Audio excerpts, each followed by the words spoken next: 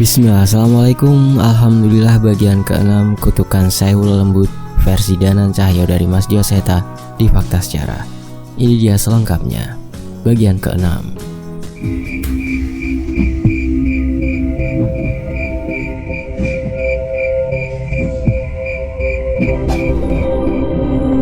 Ada suatu masa di mana salah satu faksi berhasil menguasai ilmu yang tak dapat ditandingi oleh pendekar lainnya.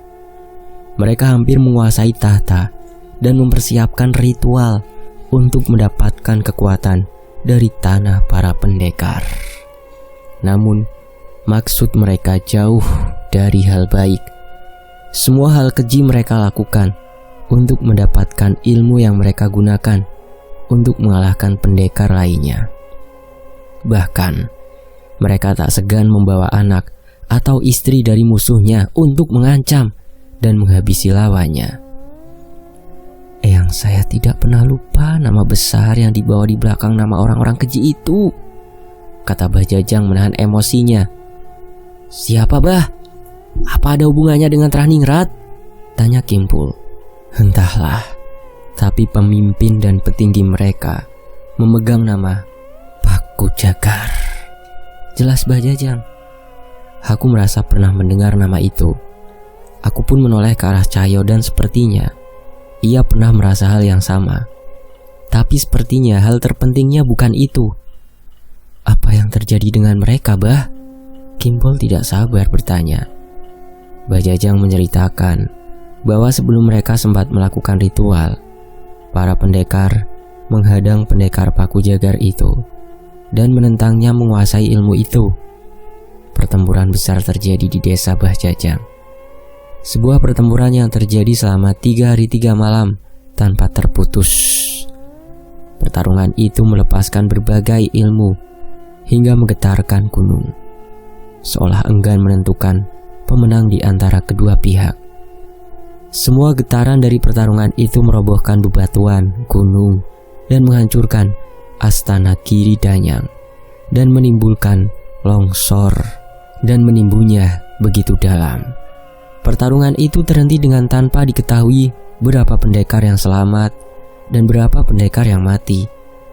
Warga desa yang selamat hanya hitungan jari, dan mereka sepakat untuk menyimpan baik-baik rahasia tentang Astana Giri Danyang. Memangnya apa yang terjadi kalau sampai mereka mendapatkan kekuatan dari Astana Danyang, Bah? Tanyaku penasaran. Ilmu yang mungkin bisa membuat penggunanya menghancurkan sebuah kerajaan dengan seorang diri, jawab Bah Jajang.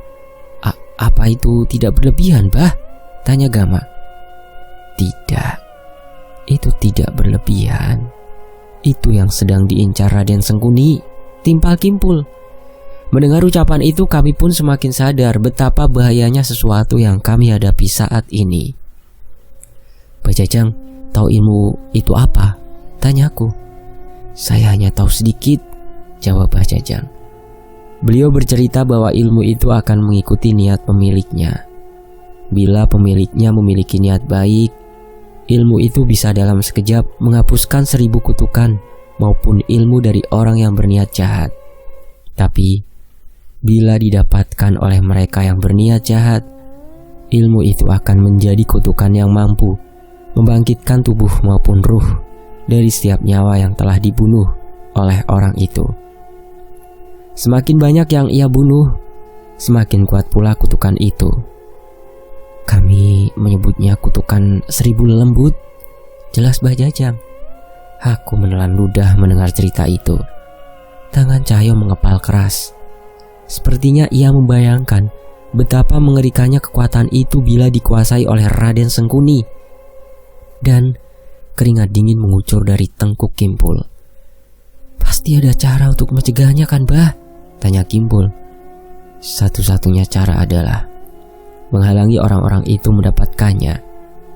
Dan sejak kalian kembali dari alas Rawa Sukmo tadi, saya sudah mengira bahwa mungkin kalianlah yang dipercayakan tugas itu, kata Bah Jajang. Benar. Pertemuan kami semua bukanlah sebuah kebetulan. Kimpul sudah menceritakan tentang pangawuruhnya yang menunjukkan keberadaan kami semua.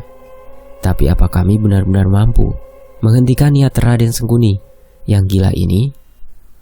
Awan mendung terlihat melintas singkat di atas warung Mbah Jajang. Kami tidak menghiraukannya dan merasa nyaman di warung Mbah Jajang yang kami rasa tidak bocor dari air hujan ini. Tapi sebuah benda melintas di sekitar warung saat gerimis mulai turun. Ada sesuatu yang membuat perasaanku tidak nyaman. "Nan, merasa ada yang aneh?" tanya Gama. Mengetahui Gama merasakan hal yang sama, aku pun memberi isyarat pada Cahyo yang segera meninggalkan tempatnya dan memeriksa keadaan di luar bersama Budi. "Ada apa ini?" Mbah Jajang melihat perubahan gelagat tiba-tiba kami. "Mbah Jajang, jangan jauh-jauh dari kami ya," ucapku yang belum bisa menjelaskan apapun ke Mbah Jajang. Bayangan di atas warung terlihat lagi melintas. Kali ini Cahyo dan Budi dengan cepat mengikuti arah itu dan melompat ke beberapa pohon mencari keberadaan sosok yang menghilang dengan seketika itu. "Apaan, Jul?" teriakku. "Gak tahu, keblek, kelelawar. Tapi kayaknya sesuatu yang besar." "Jangan jauh-jauh dari Mbah Jajang dan Kimpul," teriak Cahyo. Aku menuruti ucapan Cahyo dan tetap berjaga bersama Gama melindungi Mbah Jajang dan Kimpul. Brak! Di tengah kebingungan kami, tiba-tiba atap warung yang terbuat dari seng itu berlubang dengan jatuhnya sebuah sosok besar berwarna hitam. Matanya memerah dengan besar, dengan gigi-gigi dan taring yang begitu besar. Ia mencengkram Mbah Jajang dengan kaki bercakarnya dan kembali melompat tinggi, menembus atap warung lagi. "Apa itu? Kelelawar besar?" Gama tak percaya dengan apa yang ia lihat. "Entahlah, tapi jangan biarkan dia membawa Mbah Jajang," teriakku yang segera keluar mengejar keberadaan sosok yang membawa Mbah Jajang itu. "Tolong!" teriak Mbah Jajang yang berusaha memukul cakar makhluk yang mencengkram bahunya. Beruntung saat sampai di luar, dua buah pukulan mengerikan segera mendarat di tubuh makhluk itu. "Minggir!" teriak Budi, sementara Cahyo lebih memilih untuk menyusul pukulan Budi hingga membuat makhluk itu terpental hingga tersangkut di salah satu pohon. "Jangan lengah, itu siluman Lowo Ireng!" teriak Kimpul. "Lowo Ireng? Jadi makhluk itu benar-benar ada?" Selama ini aku hanya mengira makhluk itu hanyalah ketakutan dari orang-orang saja. Aku pernah mendengarnya dari beberapa orang mengenai keberadaan makhluk hitam berwujud manusia dengan tubuh menyerupai kelelawar.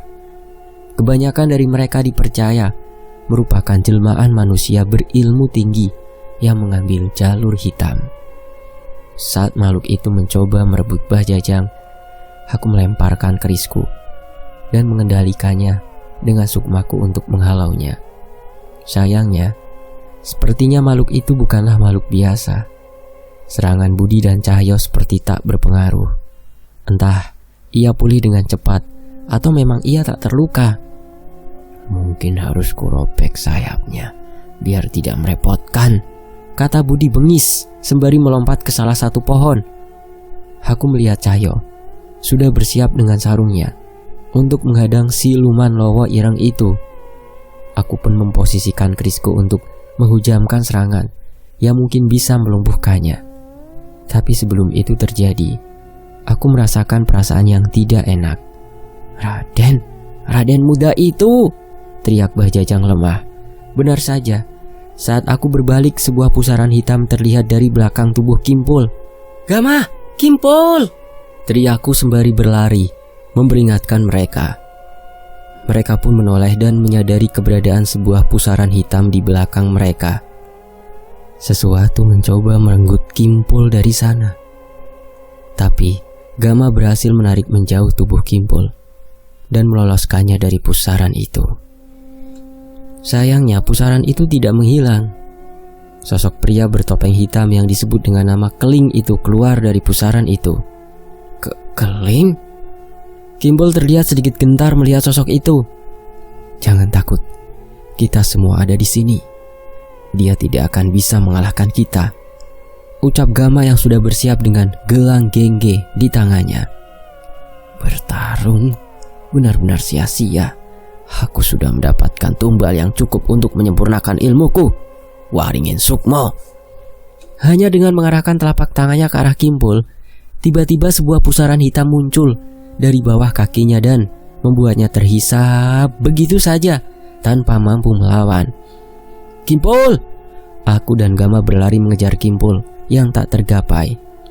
Budi dan Cahyo menghampiri kami mencoba menahan pusaran hitam yang dibuka oleh Keleng, tapi bahkan kami tidak tahu ilmu seperti apa yang ia gunakan hingga Kimpul menghilang dari pandangan kami. Kembalikan dia! Cahyo berteriak emosi dan memukul Keling sekuat tenaga dengan pukulannya. Namun dalam hitungan detik, Keleng sudah berada di tempat lain yang jauh dari tempat Cahyo berada. Kuhabisi Raden pengecut itu dulu.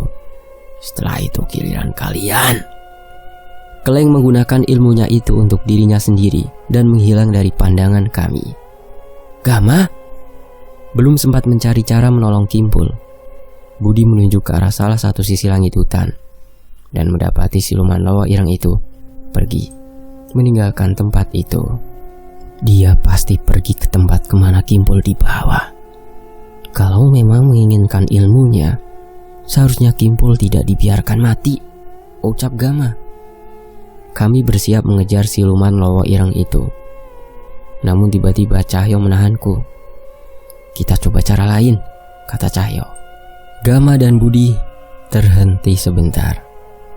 Mamang Gondrong, kami percayakan siluman kampret itu sama kalian. Tidak ada jaminan siluman itu akan berujung pada Kimpul.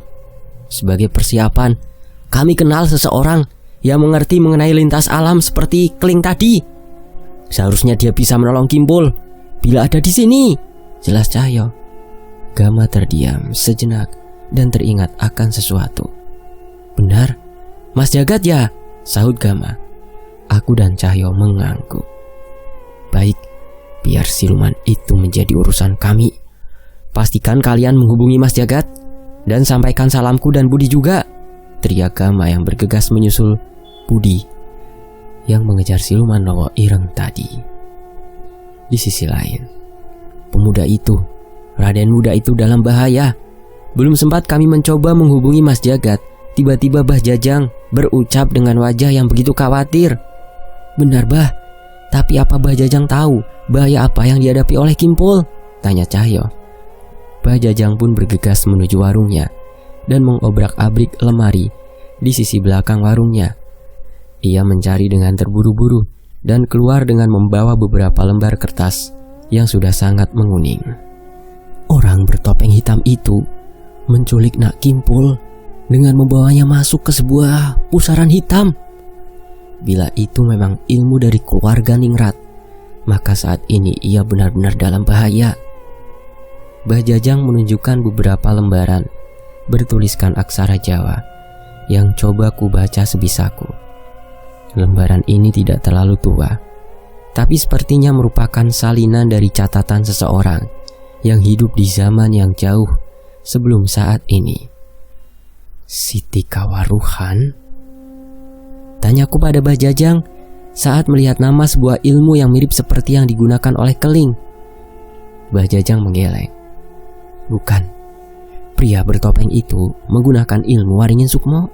Salah satu kekuatannya adalah membawa korbannya ke sebuah tempat bernama Siti Karawuhan itu. Di sanalah para pemilik ilmu ini menjebak musuh-musuhnya, jelas Bah Jajang. Aku tidak menyangka Bah Jajang sampai mengetahui tentang ilmu Keling sampai sejauh ini. Apa keluarga Bah Jajang ada yang terjebak di Siti Kawaruhan ya? Tanya Cahyo yang lebih dulu menyadari gelagat Bah Jajang. Diamnya Bah Jajang dan raut wajahnya yang sayu seolah membenarkan pertanyaan Cahyo. Terlalu banyak leluhur dan kerabat saya yang menghilang tanpa jejak. Keberadaan jasad mereka tidak pernah diketahui, dan semua itu mengarah pada tempat itu, Siti Kawaruhan. Penjelasan itu sudah sangat cukup bagi kami. Tidak butuh alasan lagi bagi kami untuk mencari cara mengeluarkan Kimpul dari tempat itu. Nan, Aku coba keluar cari sinyal nelpon Mas Jagat ya. Cahyo mencoba menghubungi Jagat melalui telepon genggamnya. Sementara aku mencoba mencari tahu tentang lembaran-lembaran catatan yang ditunjukkan oleh Mbah Jajang. Begitu banyak penjelasan yang rumit dari lembaran yang dimiliki Mbah Jajang. Aku tahu bahwa alam gaib memiliki beberapa lapis dan berbagai kemungkinan yang belum diketahui manusia. Siti Kawaruhan sepertinya adalah salah satu sisi alam gaib yang diciptakan oleh keling atau pembuat ilmu itu yang mungkin hanya bisa digunakan oleh mereka. Aku pernah melihat yang sejenis saat dulu menghadapi sosok Ingon Trasuganda yang berwujud wanita Belanda bernama Eva. Trasuganda menciptakan sebuah dimensi dari alam gaib dan memindahkan sebuah rumah sakit jiwa dan isinya sebagai pelampiasan dendam roh Eva. Bah, kami memiliki seorang teman yang berpengalaman dalam berpindah alam. Namun sepertinya tidak semudah itu untuk masuk ke Siti Kawaruhan, ucapku pada Mbah Jajang sembari terus mencari petunjuk dari lembaran itu. Apa itu benar? Apa dia benar-benar bisa memasuki alam gaib semuanya, semaunya gitu? Tanya Mbah Jajang. Hanya pada saat ada yang membutuhkan pertolongan, Bah, balasku singkat. Mbah Jajang kembali masuk ke ruang di belakang warungnya dan kembali keluar dengan membawa sebuah benda yang sepertinya tidak begitu asing di mataku. Berikan ini padanya. Mbah Jajang memberikan sebuah potongan kayu seukuran jengkal tangan dengan ukiran aksara Jawa yang cukup panjang. Aku ingat, ini mirip ukiran kayu yang digunakan dukun ilmu hitam untuk memasuki jagat Segoro Demit. Hanya saja, ukiran aksara kuno di kayu ini terlihat berbeda. Saya pernah melihat benda serupa ini, Bah. Namun benda itu membawa ke sebuah tempat yang sangat mengerikan, ucapku. Mungkin kegunaannya sama, Nak Danan.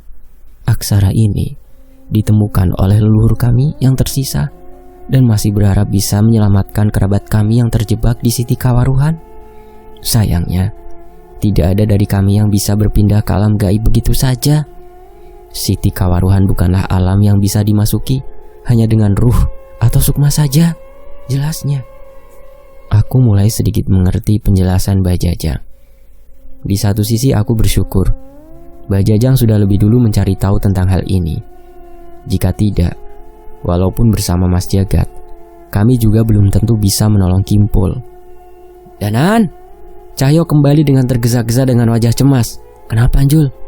Aku gak bisa menghubungi Mas Jagat dan Dirga. Waktu nelpon ke Abah, katanya mereka sudah menghilang lebih dari 2 malam tanpa ada kabar sama sekali, kata Cahyo. Sementara itu kita masuk ke sudut pandang Dirga, jasad Paku Jagar. Angin malam berhembus tidak seperti biasanya. Hawa dingin merasuk ke siapapun yang masih berada di luar di malam yang kembali kelam. Suara langkah kaki terdengar beberapa kali melintas dengan suara kentongan yang dipukul tanpa henti. Kejadian yang terjadi pada Teh Ira dan kemunculan Baron membuat warga desa harus tetap waspada. Tidur, besok sore kita berangkat, teriak Mas Jagat yang kebetulan lewat melintasi rumahku. Iya Mas, bentar lagi, balasku yang masih ingin merenung sendiri di teras depan rumah, sembari memikirkan pertarungan dengan sosok bernama Baron kemarin. Mikirin apa? Abah muncul dari pintu, sembari menyeruput kopi panas di tangannya. Abah, oh enggak Bah, biasa. Gak nyangka lagi kita akan menghadapi situasi seperti ini lagi, balasku. Ya, itu memang sedikit kekhawatiranku. Tapi sebenarnya ada satu hal lagi yang terus terbayang di pikiranku. Tak mungkin juga aku menceritakan hal itu pada Abah. Kalau kamu bingung, lebih baik ke masjid dulu. Siapa tahu bisa bikin kamu lebih tenang, kata Abah. Iya Bah, mungkin nanti Dirga ke masjid, balasku. Aku melihat ke arah Abah. Apa mungkin aku harus menceritakan tentang penglihatanku saat melawan Baron kemarin? Tapi bagaimana jika itu hanyalah ketakutanku saja? Dan bagaimana jika aku akan berakhir menyakiti teman-temanku sendiri? Aku benar-benar merasakan dan melihat keris Dasa Sukma, peninggalan leluhurku, beterbangan membelah Sukma dan menghabisi warga desa. Entah apakah itu perbuatanku atau ada seseorang yang merebut dan bisa menggunakan keris ini. Abah, apa mungkin ada orang lain yang bisa menggunakan kekuatan keris Dasa Sukma? Tanyaku mencoba membuka pembicaraan. Orang lain? Sepertinya tidak. Pusaka Dharma Wijaya hanya diturunkan untuk satu orang. Kalaupun bisa digunakan oleh orang lain, hanya ada dua kondisi: sang pemilik mewariskan, atau sang pemilik mati dan keris itu memilih tuannya yang baru. Jelas Abah. Aku mengangguk mencerna jawaban Abah. Memangnya kenapa? Enggak Bah. Dirga kemasi dulu saja Bah. Pamitku kepada Abah yang masih menikmati kopi dari cangkir kesayangannya itu. Hati-hati, aku mencium tangan Abah dan berjalan santai menuju masjid yang jaraknya hanya beberapa langkah dari rumah. Di sisi lain, suara kentongan yang terdengar menjauh dan semakin kecil menemani lamunanku menuju masjid yang cukup dekat dari rumahku. Semoga saja aku bisa sedikit menenangkan diriku di sana. Tapi langkahku terhenti. Samar-samar dari jauh terlihat sosok yang berdiri di tengah jalan. Manusia? Sepertinya bukan. Sosok itu hanya terlihat seperti makhluk hitam yang berdiri menunduk, seolah memang menungguku di sana. Aku menelan ludah memperhatikan gerak-gerik sosok yang semakin aneh itu.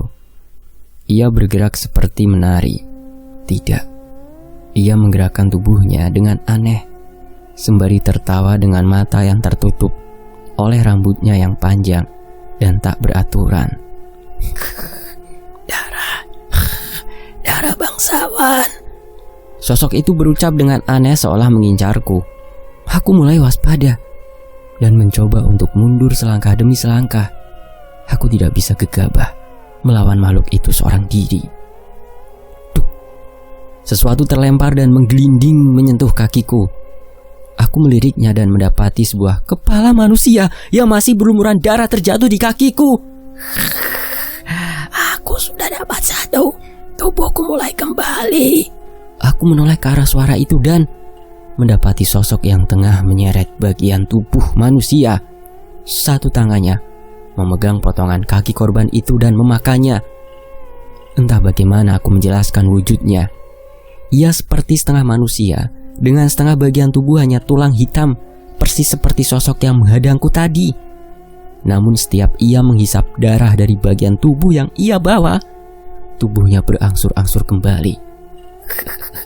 Sakit, darah, aku juga mau tubuh. Bahaya, jelas saat ini aku dalam bahaya. Aku sama sekali tidak mengira akan disergap di tempat yang hanya berjarak beberapa langkah dari rumahku. Aku berpikir sejenak, memastikan apa yang seharusnya kulakukan. Apakah aku harus berteriak dan melibatkan Abah, atau melawan mereka seorang diri? Makhluk-makhluk itu terlihat lemah, namun salah satu dari mereka berhasil membunuh seorang manusia. Aku tidak bisa meremehkan mereka. Belum sempat aku memutuskan, tiba-tiba aku merasakan sesuatu yang aneh pada tubuhku. Kulitku terasa panas dan begitu gatal. Apa ini? Aku melihat sebagian kulitku menghitam, seperti membusuk, dan itu semakin menyebar. Rasanya begitu sakit, hingga kulitku mengeluarkan bau busuk. Diam saja, dan jadilah mayat, ucap makhluk itu. Tak ada pilihan lain, aku harus melawan mereka. Sayangnya aku meninggalkan kerisku di rumah. Aku membacakan beberapa doa untuk mengusir jin, namun mereka sama sekali tidak gentar. Kau pikir kami arwah penasaran? Ledek mereka. Kalau bukan setan, kalian ini apa? Balasku sembari berusaha membacakan amalan yang mungkin bisa menghapus kutukan mengerikan yang mereka lakukan padaku. Kami juga manusia sepertimu. Hanya saja tubuh kami sudah menghabiskan waktu terlalu lama terpendam di dalam tanah. Balasnya, yang tiba-tiba kini berada tepat di hadapanku. Kini wujudnya terlihat jelas. Dia seperti mayat yang tubuhnya sudah membusuk dan sebagian dagingnya sudah habis dimakan belatung. namun ada kekuatan hitam meluap-luap dari dalam dirinya. Terlebih ada sisa-sisa pakaian prajurit zaman kerajaan melekat di tubuhnya. Menyerah saja. Tidak, aku masih belum mau menyerah. Rasa sakit di tubuh ini semakin menjalar. Namun aku masih merasakan ada yang aneh dengan kutukan ini. Sekilas aku teringat dengan Mas Dandan dan bagaimana ia mengendalikan keris raga sukmanya. Aku pun menjaga jarak sejauh mungkin dan menghubungkan sukmaku dengan keris raga sukma yang berada di rumah. Perang! Dari jauh terdengar suara kaca jendela yang pecah bersama sebuah keris yang sudah terlepas dari sarungnya mengarah ke arahku. Dengan sigap aku mengarahkannya ke makhluk yang berada di dekatku dan aku seperti terjatuh dan tiba-tiba terduduk. Aku tidak mengerti apa yang terjadi. Kedua makhluk itu masih berada jauh dariku. Keris dasa sukma jatuh di hadapanku dan semua kutukan di tubuhku menghilang seolah tidak benar-benar terjadi. Apa itu tadi? Ilusi? Aku melihat kekecewaan di wajah mereka. Sepertinya kedatangan keris dasa sukma memecahkan ilusi yang mereka gunakan padaku. Kurang ajar. Aku segera memecah kerisku menjadi 3 dan menyerang mereka berdua. Walau kesal, mereka tidak gentar dengan seranganku. Sing sedo wis wayahe tangi. Sing tangi wis wayahe sedo. Kedua makhluk itu berucap dengan tatapan yang tajam. Kali ini kepulan asap hitam dari tubuhnya meluas dan bahkan hampir menutupi pandanganku. Sebuah serangan melayang ke arahku. Aku menangkisnya dengan keris dan menyadari itu hanyalah sebuah potongan tangan yang dilemparkan ke arahku. Aku kembali waspada dengan setiap langkah yang terdengar di sekelilingku. Sayangnya, asap hitam semakin pekat hingga menghalangi pandanganku. Balungan ningrat. Terdengar suara mendekat ke arahku. Dengan sigap aku melindungi diriku dengan semua pecahan kerisku. Namun setelahnya, berbagai macam dan berbagai jenis serangan bertubi-tubi mencoba menyerangku. Kepulan asap hitam, pukulan, cakaran, bahkan percikan darah yang terasa begitu panas menyerang tubuhku. Sepertinya aku tidak bisa mengambil resiko ini. Abah, ada serangan! Teriakku mencoba menyadarkan Abah maupun siapapun warga desa yang bisa mencarikan pertolongan. Anehnya, saat aku berteriak, kedua sosok itu malah tersenyum. Perasaanku benar-benar tidak enak. Rasa sakit mulai terasa di beberapa luka bakar di kulitku.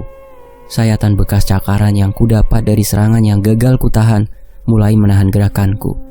Entah beberapa kali aku berteriak, tidak ada siapapun yang datang mendekat ke arahku.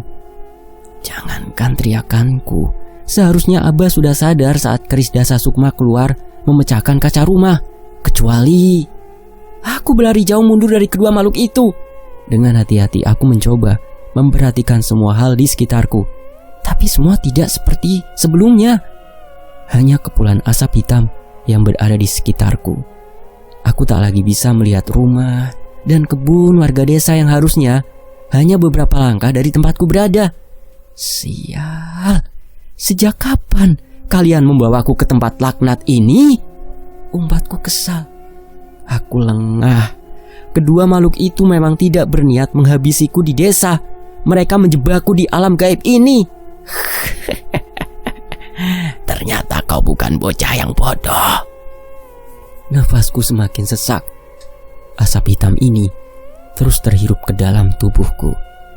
Setengah mati aku menahan serangan sembari memaksakan nafasku. Samar-samar aku sempat merasakan perasaan yang aneh. Ada sesuatu yang menembus tubuhku, seperti ada sebuah tangan yang merogoh punggungku. Menyadari hal itu, aku melepaskan keempat wujud keris dasa sukma dan menghalau segala sesuatu yang mendekat ke arahku. Apa itu tadi? Gumamku. Aku menoleh ke arah sekitar dan mendapati kedua makhluk itu bersiap kembali menyerangku. Entah, aku merasa seolah mereka tidak ingin membunuhku. Dari situlah, aku tersadar dan terlambat menyadari. Tanpa sempat kuhalau, tiba-tiba aku merasakan kembali beberapa tangan yang menggenggam bagian dalam organ tubuhku. Jantung dan paru-parunya milikku. Aku ingin kedua matanya. Nafasku tersentak. Beberapa organ tubuhku seperti tergenggam sesuatu yang tidak dapat kujelaskan, seolah ada tangan yang menembus tubuhku. Bila perkataan makhluk itu benar, apa mungkin aku akan mati di tempat ini? Minggir! Di tengah kebingunganku, tiba-tiba muncul seseorang yang merebut pecahan keris dasa sukmaku dan membelah sesuatu yang merogoh ke dalam tubuhku. Aku terjatuh. Kedua makhluk itu melompat dengan bagian tangan yang terbelah dengan kerisku. Dirga? Hah? Itu Mas Jagat? Hah? Aku selamat. Berani-beraninya membuka gerbang gaib di wilayahku, bentak Mas Jagat. Sepertinya ia menyadari keberadaanku karena bisa merasakan ada gerbang gaib yang terbuka di desa ini. Beruntung, Mas Jagat berinisiatif untuk memeriksa tempat ini. Bersambung. Nantikan bagian berikutnya hanya di Fakta Sejarah. Terima kasih semuanya. Saya pamit. Wassalamualaikum. Alhamdulillah.